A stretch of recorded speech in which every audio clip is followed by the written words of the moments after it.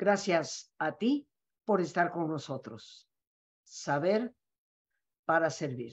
Hay cosas en la vida, queridos amigos, que tienen una importancia enorme y que, sin embargo, en muchas ocasiones pasan completamente desapercibidas, lo cual nos lleva indiscutiblemente a problemas. Hoy bien sabemos que la misma psicología nos habla del gravísimo problema o situación de la experiencia en la persona del vacío existencial. Y nos preguntamos, ¿cómo podré llenarlo? Creo que el sentido de vida responde de manera muy amplia a esa inquietud. Pero cuando alguien nos pregunta o se pregunta, ¿y cómo encontrar sentido? Ahí es donde el tema de este día cobra una importancia enorme. Hoy hablaremos de la importancia de la espiritualidad. Un tema que a veces se confunde fácilmente, única y exclusivamente, con lo religioso. Y que pocas veces apela al verdadero ser que constituye a la persona. Después de todo, somos cuerpo, mente, espíritu.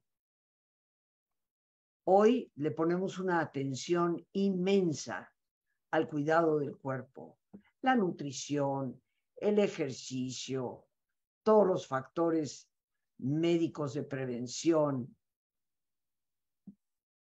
Ponemos atención a la mente un poquito más que al espíritu, a veces bastante menos que al cuerpo, pero nos ocupamos de estudiar sobre la psicología, de atender a diferentes talleres o cursos, de leer cierto tipo de libros. Pero para muchos el tema de la espiritualidad quedó relegado completamente. Y me parece que hoy tú y yo podemos ir descubriendo el impacto que tiene para nuestra calidad de vida y por lo tanto me atrevo a decir para nuestra felicidad. Para muchísimos psiquiatras y psicólogos en la actualidad, la espiritualidad resulta ser tal vez una de las más importantes características de la fortaleza humana y la que más incide en resultados favorables para el manejo del estrés, de la adversidad, de estos vientos fuertes que a veces nos golpean y parecen derrumbarnos. Y si tú y yo nos preguntáramos el porqué de esta percepción, solo necesitamos ser lo suficientemente humildes para reconocer que en ese nuestro navegar por las tormentas, el espíritu, como bien lo decía el gran místico musulmán Rumi, es lo único que nos rescata de nuestras limitaciones, nos ayuda a trascenderlas y nos permite ver el reflejo de Dios, en quien está indiscutiblemente nuestra mayor seguridad y nuestra mayor alianza. Yo creo sinceramente que la intención profunda de toda religiosidad es favorecer nuestro camino para el desarrollo de lo espiritual.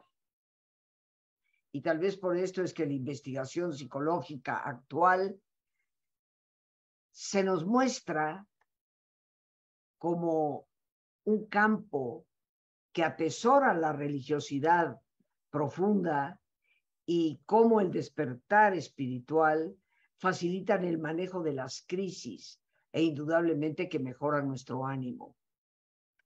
De esta manera, esto a la vez fortalece la integración de todas nuestras defensas. Y creo yo, no solo las defensas del cuerpo, sino las defensas de la psique humana y las defensas de esos recursos internos espirituales que nos sostienen. Podríamos prolongar nuestra conversación al extremo, tratando de definir el espíritu y retomando de lo que la psicología, la filosofía, la teología nos dicen. Pero creo que más allá de cualquier definición, ¿qué es lo que tú y yo necesitamos para vivir una espiritualidad auténtica? Y creo que toda espiritualidad, para ser vivida de manera profunda y con autenticidad, va a exigir la práctica de ciertos valores, ciertos hábitos de vida, sin los cuales la fortaleza de nuestro espíritu no puede realmente manifestarse. Entre las cosas que la espiritualidad del ser humano requieren está indiscutiblemente la serenidad del silencio a través de la meditación, de la oración, el desapego, la ética, el amor, la esperanza, la fe, la sabiduría. Pero hoy enfocándonos en el punto de partida para poder incrementar, descubrir, desplegar nuestra espiritualidad, nos centramos en ese primer punto que es la capacidad de hacer silencio y por lo tanto de penetrar en nuestro propio interior. La interioridad del ser humano cada vez se descubre como algo que cobra una importancia trascendente para la vida de la persona. Pero hablar de interioridad no tiene mayor sentido si no nos comprometemos a reconocer que para profundizar en nuestra interioridad requerimos de silencio. Nos cuesta mucho trabajo cerrar nuestra boquita y también procurar cerrar la enorme cantidad de estímulos que desde afuera recibimos. El silencio nos lleva a la posibilidad de contacto con nuestro ser creador, con ese otro trascendente. Vivir y fortalecer nuestra espiritualidad requiere de una conciencia cada vez más amplia respecto a la realidad de ese interior en cada uno de nosotros. Decía Teresa de Jesús, nuestra alma es como un castillo, como un diamante del más fino cristal, cuya morada o habitación central habita el Señor. Y también nos recuerda que la puerta de entrada a ese castillo es precisamente la oración. Para muchos de nosotros, en la actualidad, creer en Dios no es más que una expresión vacía, puesto que Dios, para algunas personas, solo representa un concepto y no un alguien con quien nos relacionamos de manera viva y de manera constante. Pero estarás tú de acuerdo que para cualquier tipo de relación que se desee establecer y que llegue a ser significativa, un elemento esencial será la comunicación, algo prioritario para que cualquier tipo de relación realmente pueda manifestarse y florecer.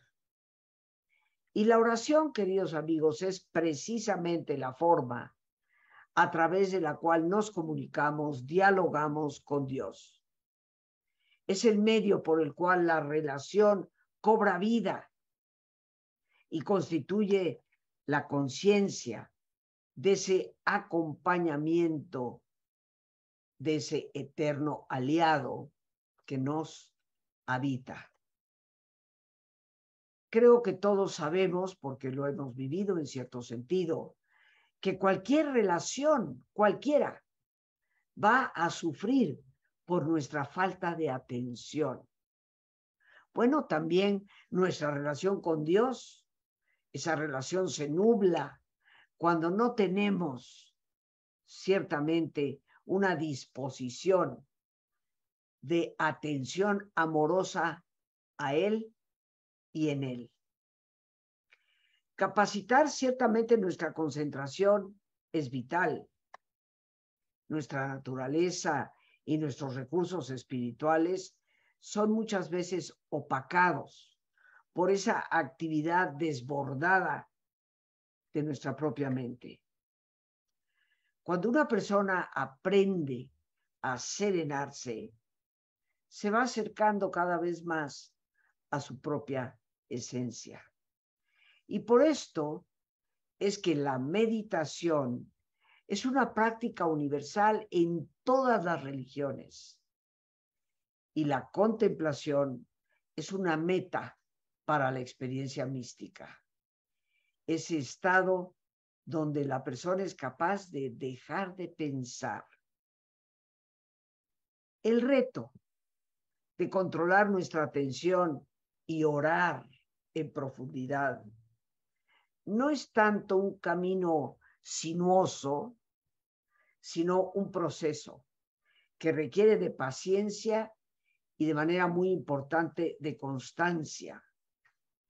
Pero creo yo, y con esto ciertamente estoy convencida de ello, que el camino hacia el interior, por la meditación, por la oración, no solo requiere de esa paciencia y constancia, sino de tener un poco más claro qué es lo que significa, qué es en realidad el orar.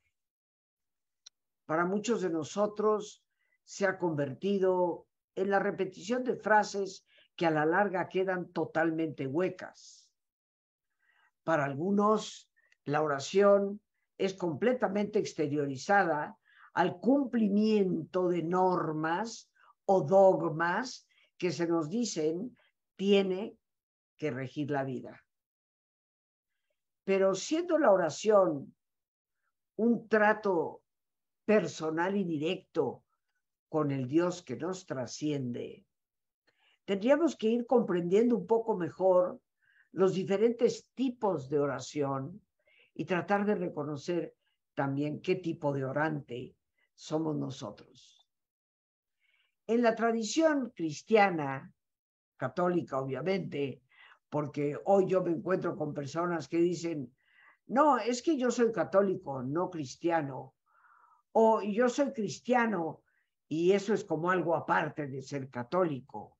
Ciertamente que muchos hermanos separados dicen soy cristiano y mi respeto absoluto para ello, pero todo católico también es cristiano, obviamente.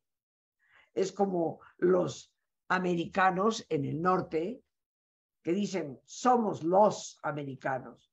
Pues no, todos en el continente somos americanos. Ellos en todo caso son estadounidenses, pero americanos todos. Y de igual manera, queridos amigos, tanto el católico como el que pertenece a otras denominaciones, todos somos cristianos. Y dentro de esa tradición que podríamos pensar es la mayoritaria en muchos de nuestros países, por lo menos en los países de habla hispana, bueno, pues existen en esa tradición diversas formas de oración. Y la primera de ellas es lo que yo llamo la ritual o simbólica. En todas las tradiciones cristianas hay rito y hay simbolismos. En algunas personas que pertenecen a ciertos grupos que se autodenominan cristianos, pues tienen una ceremonia muy importante del bautizo, llevando a una persona a un arroyo y sumergiéndole el cuerpo completo. Eso es un ritual. En la Iglesia Católica, el ritual del bautizo para el niño desde que es pequeñito, o lo que puede ser la celebración de un miércoles de ceniza. Todas estas cosas son rituales. ¿Pero qué es un ritual? El ritual no es otra cosa más que un símbolo. Y son importantes porque los símbolos del ritual se conectan con el inconsciente, como nos lo afirma la misma psicología. Tristemente, la mayoría de nosotros desconocemos cuáles son los símbolos que hay detrás de muchos de los rituales que practicamos. Saber qué significan esos rituales, la simbología que conllevan, nos abre un panorama enorme, no solo de comprensión y conocimiento, sino de contacto con esa interioridad, para convertir a los rituales, que es en cierto sentido una forma de oración, en algo con profundo significado para la vida de la persona. Existe también en nuestras tradiciones la oración vocal o simple, lo que llamamos comúnmente el rezo. Una persona que recita salmos uno tras otro, una persona que recita un rosario, misterio tras misterio, una persona que recita una oración escrita, compuesta por alguien a lo largo de la historia o dentro de su entorno y que la repite una y otra vez. Eso es la oración vocal o simple. Tristemente creo yo que muchas personas nos conformamos con quedarnos ahí. E indudablemente que la oración vocal juega un papel importante en la espiritualidad de la persona, siempre y cuando el decirla fije nuestra atención y concentración en el sentido de cada una de sus palabras. Porque repetir las cosas de forma casi mecánica no tiene, obviamente, mayor profundidad para la vida. Pero hemos de movernos, como nos dicen los grandes de la oración, más allá de lo que es la oración vocal o simple, hacia la oración mental, meditativa. Porque es ahí, queridos amigos, donde la persona realmente empieza a enfocar su potencial interno en un proceso. ¿Y sobre qué meditamos? La meditación puede empezar por ser una reflexión personal sobre lo que acontece en nuestra propia vida. ¿Por qué me sucede esto? ¿Por qué me encuentro inmersa en este tipo de situaciones? Puede ser la reflexión de nuestro propio entorno. ¿Qué pasa en mi sociedad? ¿Qué papel juego yo o puedo llegar a desempeñar dentro de esa sociedad que me ayude a mejorar las condiciones? Pero también este tipo de oración nos puede llevar a la meditación sobre la palabra misma de Dios. Y esa práctica se conoce en la tradición como lectio divina, que significa lectura divina. Y eso lo realizamos cuando, después de haber leído tal vez un pasaje de la Biblia, ya sea del Antiguo Testamento o de los Evangelios, nosotros nos centramos a meditar qué significado tienen esas palabras, qué representan, qué sabiduría hay ahí para mí al meditar en ellas, al detenerme a tratar de percibir el contenido más profundo que ciertamente posee. Esa meditación, como diría Teresa de Jesús, es lo que ella ya pensaba era el camino de la verdadera oración. En su libro Camino de Perfección, se atreve a decir: no permitas que nadie te diga que cerrar los ojos no es importante y que la oración mental no debe hacerse, porque es el núcleo fundamental para lo que es la interioridad. Pero más allá de la meditación, también está un estadio superior de la persona orante, que es la oración contemplativa. Continuamos, queridos amigos, en el tema de este día, la importancia de la espiritualidad, pero hablábamos ya de que había otro nivel de oración, la oración contemplativa, que más allá de la disposición del cuerpo y la mente, procuramos alcanzar a través de esa atención amorosa a Dios, como decía Juan de la Cruz. volver nuestros ojos hacia adentro para descubrir a ese Dios que nos habita, para entrar en ese silencio auténtico donde podamos escucharle cuando Él ciertamente determine el momento. Esa capacidad de serenar por completo el pensamiento para no entrar en un silencio pasivo, sino en un escuchar activo. Es un camino ciertamente que requiere de disciplina, de paciencia y constancia, como habíamos dicho. Para lograr incorporar la oración a nuestra vida, será importante comprender el impacto que tiene para cada uno de nosotros la rutina diaria. Pienso, creo, siento y estoy totalmente convencida de que la única alternativa que tenemos para que las realidades que hoy vivimos puedan transformarse tienen que ver con la espiritualidad de cada uno de nosotros.